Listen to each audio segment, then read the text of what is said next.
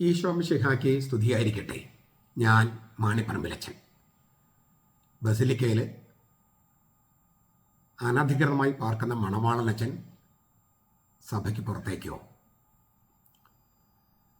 3 അഡ്മിനിസ്ട്രേറ്റർമായി നിയമിക്കപ്പെട്ടവർ, വൈദികർ, അവരും സഭയിൽ നിന്ന് പുറത്തേക്ക് പോവുകയാണ്.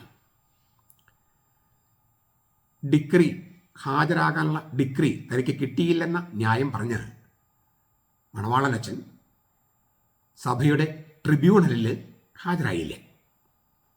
അതിനാൽ കേസ് അടുത്ത മാസം 2ാമത്തെ ആഴ്ചയിലേക്കോ മറ്റോ മാറ്റിയിരിക്കുകയാണ്.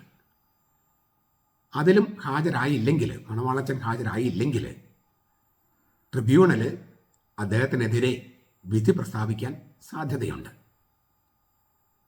വൈദിക വൃത്തിയിൽ നിന്നുള്ള സസ്പെൻഷനാകാം, ഡിസ്മിസലാകാം. ഈ ഡിസ്മിസൽ എന്ന് പറഞ്ഞാൽ വൈദിക വൃത്തിയിൽ നിന്ന് പുറത്താക്കപ്പെടുന്നതാണ്. അങ്ങനെ പുറത്താക്കപ്പെട്ടാൽ പിന്നെ ഒരു തിരിച്ചു വരവ് വലിയ പ്രയാസമുള്ള ഒരു പ്രക്രിയയാണ്. അതുപോലെ മറ്റ് 3 അഡ്മിനിസ്ട്രേറ്റർമാർക്കും നോട്ടീസ് നൽകി. 2 പേര് കൈപ്പറ്റി, ഒരാൾ കൈപ്പറ്റിയില്ല. ഇനി കൈപ്പറ്റിയാലും കൈപ്പറ്റിയില്ലെങ്കിലും നിയമത്തിൻ്റെ വഴിക്ക് പോകും. കാനോനിക നടപടികൾ അനുസരിച്ച്, കാനോനിക നിയമം അനുസരിച്ച് അതിൻ്റെ പ്രക്രിയ മുന്നോട്ട് പോകും.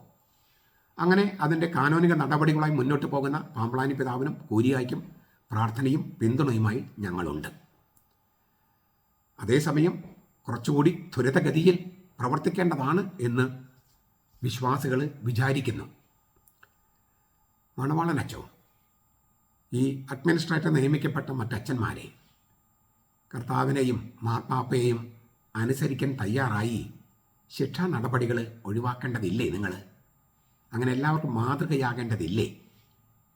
ഇങ്ങനെ മാർപ്പാപ്പയെയും സഭാ നേതൃത്വത്തെയും ധിക്കരിച്ച് ശീശ്മയിലേക്ക് പോയി നിങ്ങളുടെ കൂടെയുള്ള വൈദികരെയും നവവൈദികരെയും എല്ലാവരേക്കും ഇടർച്ച നൽകി, ഉതപ്പ് നൽകി ഈ സഭയെ ലോകത്തിന് മുഴുവൻ മുമ്പിൽ നാറ്റിക്കേണ്ട കാര്യമുണ്ടോ? അതിനാൽ കർത്താവിൻ്റെ മുമ്പിലിരുന്ന് നന്നായിട്ടൊന്ന് പ്രാർത്ഥിച്ച് ധ്യാനിച്ച് ഇനിയും ഈ ധിക്കാരത്തിൽ തുടരേണ്ടതുണ്ടോ? മാർപ്പാപ്പയ്ക്കെതിരെ നിലപാടെടുത്ത് ശീശ്മയിലേക്ക് പോകേണ്ടതുണ്ടോ എന്ന് ഗൗരവത്തോടെ ചിന്തിക്കണമെന്നും തിന്മയിൽ നിന്ന് പിന്മാറണമെന്നും ഈ നടപടികൾ ഒഴിവാക്കണമെന്നും സ്നേഹബുദ്ധിയ മണവാളനച്ചനോടും മറ്റ് അഡ്മിനിസ്ട്രേറ്ററായി നിയമിക്കപ്പെട്ട 3 വൈദികരോടും അഭ്യർത്ഥിക്കുകയാണ്.